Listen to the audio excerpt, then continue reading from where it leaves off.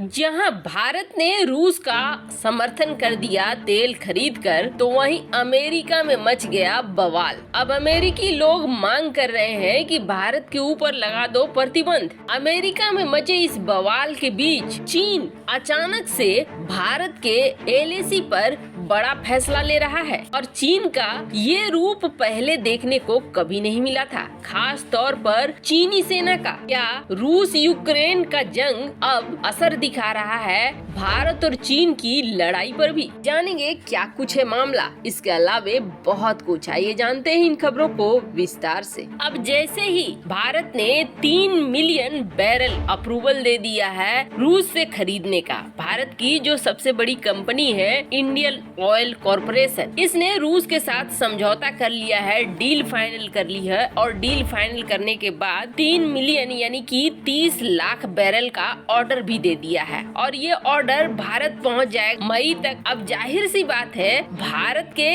इस कदम से अमेरिकन तो बौखलाएंगे ही। सबसे पहले भारत ने S-400 खरीदा और S-400 खरीदने के बाद भारत ने प्रतिबंधों का कोई परवाह नहीं किया और अमेरिका भारत के ऊपर प्रतिबंध लगा भी नहीं पाया। उसके बाद ये समय आया जब अमेरिका ये चाह रहा था कि रूस को किसी भी तरीके से परेशान किया जाए और इसे पैसे नहीं मिले और पैसे नहीं मिलने के लिए प्रतिबंधों का सिलसिला शुरू किया। पर इन सब के बीच 2 दिन पहले पीएम मोदी रूस यूक्रेन युद्ध पर एक बड़ी सी मीटिंग करते हैं और इस मीटिंग के तुरंत बाद ये फैसला हो जाता है कि भारत खरीदेगा रूस से तेल। और न सिर्फ इतना बल्कि रूस के साथ और भी ज्यादा व्यापार के लिए भारत और रूस एक नया पेमेंट सिस्टम बनाएंगे भी। अब हालात ये हो रहे हैं कि अमेरिका में इस पर बवाल खड़ा हो रहा है। पहले रूस के साथ तेल का व्यापार भारत का वैसे भी ज्यादा नहीं होता था, लेकिन चूंकि रूस ने बहुत बड़ा ऑफर दे दिया है कि हाँ हम तेल में आपको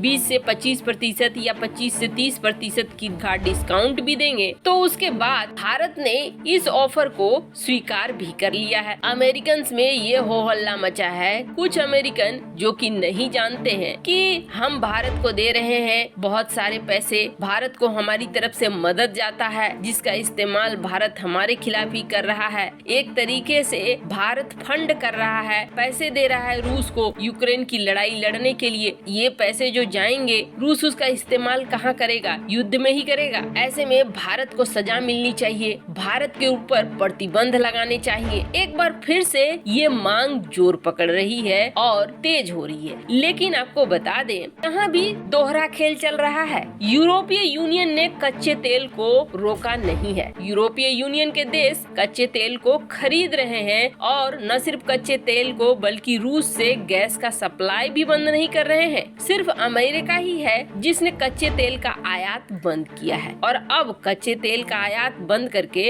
अमेरिका अपने देश में और भी ज्यादा प्रोडक्शन बढ़ाने की तरफ बढ़ रहा है। जब ट्रम्प थे तो ट्रम्प ने एक नीति बनाई थी। ट्रम्प ने ये कहा था कि हम अपना प्रोडक्शन बढ़ाएंगे और भारत को ये ऑफर दे दिया था कि आप जो ओपेक देशों से खरीदते हो तेल, आप हमसे ही खरीदा करो। और भारत ने तेल खरीदना शुरू भी कर दिया था। लेकिन जब बाइडेन आए तो बाइडेन ने इसे बंद कर दिया, प्रोडक्शन को गिरा दिया और तब भारत को ओपेक देश और दूसरे देशों पर निर्भर रहना पड़ा। अमेरिका ने जब कहा कि ईरान से तेल मत लो तो भारत ने भी माना, जापान ने भी माना। लेकिन हर देश की अपनी जरूरत होती है। अब अपनी जरूरत पूरा कैसे करेगा भारत? अगर तेल महंगा हुआ तो हर चीज महंगी हो जाएगी, ट्रांसपोर्ट महंगा हो जाएगा, हर चीज प्रॉब्लम करेगी। ऐसे में क्या अमेरिका उस चीज की पूर्ति करेगा? अमेरिका उस चीज की पूर्ति नहीं करेगा। ऐसे में भारत के पास ये बहुत अच्छा ऑप्शन था कि रूस का तेल भारत ने लिया। और जहाँ तक प्रतिबंधों की बात है, भले अमेरिका इस वक्त रूस यूक्रेन की कूटनीति में फंसा हुआ है या चीन की कूटनीति में फंसा हुआ है, पर यकीन मानिए जिस दिन अमेरिका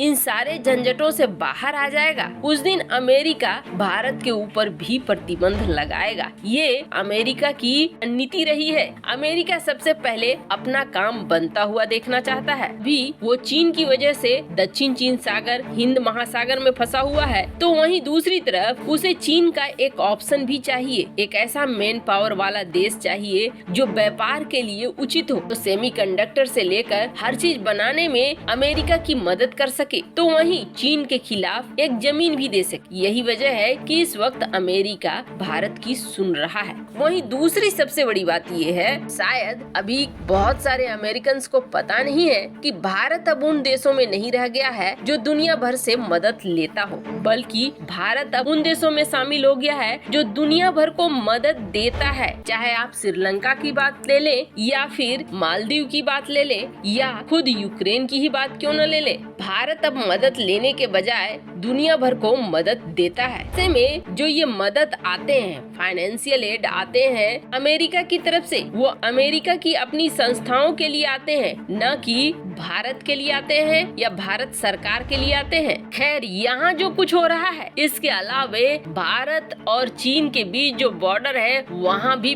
बहुत कुछ होना शुरू हो चुका है। चीन अमेरिका की इस कूटनीति को समझ रहा है और ये भी देख रहा है कि रूस के ऊपर जिस तरीके से प्रतिबंध लगे हैं, रूस के अस्तित्व को ही खत्म करने की पूरी साजिश रच दी गई है यूरोप के द्वारा और अमेरिका के द्वारा। अब प्रतिबंधों से चीन डरने लगा है और प्रतिबंधों से चीन के डरने का असर ये हो रहा है कि चीन धीरे धीरे सब कुछ समेट रहा है। जो रायता चीन ने फैलाया है, उस रायते को अब समेट रहा है। इस वक्त अमेरिका से लड़ने के मूड में चीन नहीं दिख रहा है। रूस का विरोध जिस तरीके से दुनिया भर के देश कर रहे हैं, वैसे में अब चीन भी साइलेंट हो चुका है और चीन रूस के प्रति अपना समर्थन तो बिल्कुल भी नहीं दिखा रहा है। और इसका असर ये देखिए कि पड़ रहा है, इसका असर भारत और चीन की सीमा पर। अभी तक भारत चीन की सीमा पर डिसएंगेजमेंट की प्रक्रिया पूरी तरीके से कंप्लीट नहीं हुई और खास तौर पर हॉट स्प्रिंग का एरिया, जहां से चीन निकलना नहीं चाह रहा था। चीन का ये कहना था कि हम इस इलाके पे बने रहेंगे और इस इलाके पे बने रहने की सबसे बड़ी वजह थी इसके ऊपर दौलत बेग ओल्डी का होना। दौलत बेग ओल्डी जो एयरबेस बन चुका है, जहां से भारतीय फाइटर जेट और विमान उड़ान भर सकते हैं, उस पे निगरानी रखने के लिए, उसे ब्लॉक करने के लिए हर हाल में हॉट स्प्रिंग एरिया को छोड़ना नहीं चाह रहा था चीन। लेकिन अब एक बयान आया है, जिस बयान में पहली बार चीन ये कह रहा है कि हमने ईस्टर्न लद्दाख के हॉट स्प्रिंग एरिया से निकलना शुरू कर दिया है, हमने डिसएंगेजमेंट करना यहाँ से शुरू कर दिया है। यही तो विवाद का जड़ था, यहाँ से चीन निकल नहीं रहा था। लेकिन अब चीन के इस दावे के बाद ऐसा लग रहा है जैसे चीन अब इस मामले को सलटाना चाह रहा है। खैर, कहीं न कहीं फायदा होते हुए तो दिख ही रहा है, पर अभी भी ऑफिशियल्स ये कह रहे हैं कि इस इलाके से पूरी तरीके से डिसएंगेजमेंट नहीं हुआ है, अभी भी बात चल रही है। पर उम्मीद यही जताया जा रहा है कि ये जो सारा प्रेशर बन रहा है दुनिया भर में, इसे देखते हुए चीन फिलहाल के लिए दुबकना चाहता है, अब लड़ाई को और आगे बढ़ाना नहीं चाह रहा है। वैसे आपको क्या लगता है, क्या रूस के ऊपर प्रतिबंध लगे और रूस के हालात देखकर चीन पीछे हो रहा है? कमेंट कर अपनी राय जरूर बताएं। जल्द मिलते हैं अगले वीडियो में नई खबर के साथ।